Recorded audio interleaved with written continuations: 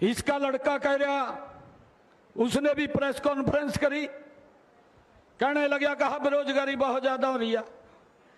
अरे भाई तो अपने उड़ी तो देख ले, अपने बापू के कार्यकाल की तरफ भी देख कर बोल दे थोड़ा बहुत।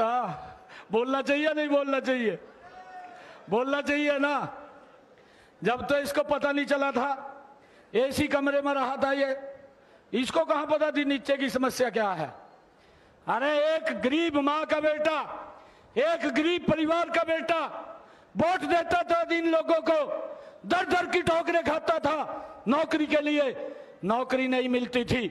मैं आज छछरौली की इस ऐतिहासिक भूमि के ऊपर आया हूं। मैं एक विश्वास के साथ ये बात कह रहा हूं कि भूपेंद्र हुड्डा बापू बेटा दोनों अपनी किताब उठा ले, कॉपी, और ये बताएं हरियाणा के युवाओं को कि हमने कितना रोजगार दिया। मैं भी बताने के लिए तैयार हूं कि हमने कितना रोजगार दिया है, बिना पर्ची के दिया है, बिना खर्ची के दिया है।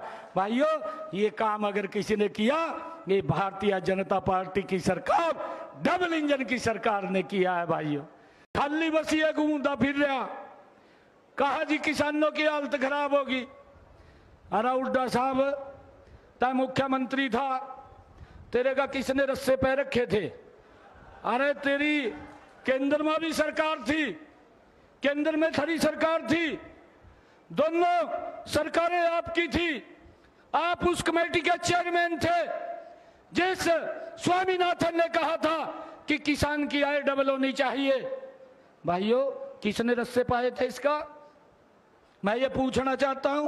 परंतु मंशा नहीं थी, सोच नहीं थी। सोच तो भ्रष्टाचार की थी कि किसान के पैसे को किस तरीके से हड़प कर लिया जाए, किस तरीके से खा लिया जाए।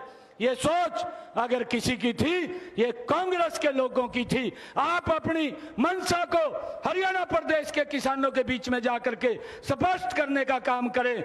भाइयों, ये झूठ बोलने का काम मत करें कि आपने क्या किया क्या नहीं किया, इसको पूरा प्रदेश जानता है। परंतु भाइयों, झूठ बोल रहे हैं, झूठ बोल करके लोगों को बरगलाने का काम करते हैं। परंतु भाइयों, मैं देख रहा हूं, मैं कल हांसी के अंदर था, मैंने हांसी के लोगों का भी जो जोश, जो उत्साह देखा है, मैं इस विश्वास के साथ आज कह सकता हूं कि जब से आचार संहिता लगी है, ये तीसरा कार्यक्रम है मेरा और लगातार कार्यक्रम है। हरियाणा प्रदेश के अंदर कांग्रेस कहीं दिखाई नहीं दे रही, भारतीय जनता पार्टी बहुत बड़े मैंडेट के साथ तीसरी बार सरकार बना रही है। भूपेंद्र हुड्डा को जो वो हिसाब मांग रहा है, जिसकी वही खाते खराब है और हिसाब मांगता घूम रहा है, वो भी बताने का काम करे कि उनके समय के अंदर किस प्रकार से मिर्चपुर कांड हुआ था, उसके बारे में भी बताने का काम करे।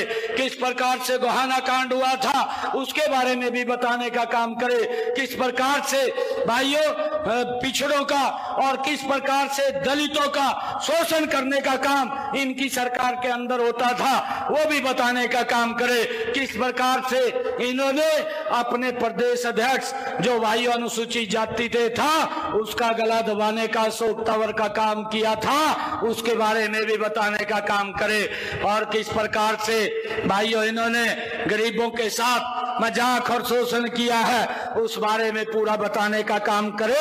और मैं ये बात आज इस झज्जर की सरदारी के बीच में आप सब लोगों का ये आशीर्वाद लेने के लिए आया हूं कि भाइयों 1 तारीख को घर से निकल करके एक एक वोट कमल के फूल के ऊपर डालना, नरेंद्र मोदी जी के नेतृत्व में सरकार बनाना। मैं आप लोगों को विश्वास दिलाता हूं कि आप लोगों के सम्मान को कभी कम नहीं होने दूंगा।